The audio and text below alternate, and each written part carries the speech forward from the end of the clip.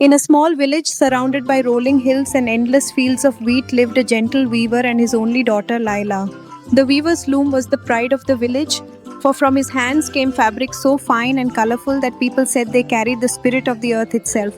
Among all his threads, there was one he treasured most, a shimmering golden thread that seemed to hold the glow of the sun. One morning, as the weaver prepared to work, he discovered the golden thread was missing. His hands trembled, for without it, he could not finish the tapestry promised for the village festival. Laila, seeing the worry on her father's face, stepped forward with determination. Do not fear, father, she said softly, I will find the thread.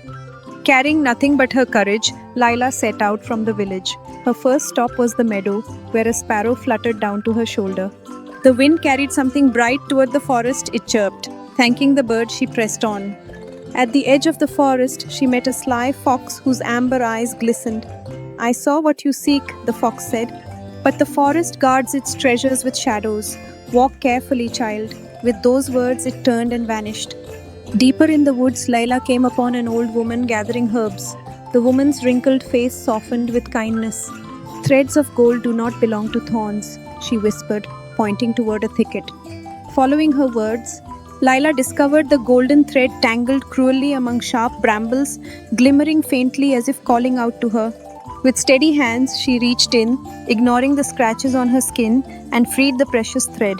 As she held it close, its light seemed even brighter as though it recognized her courage.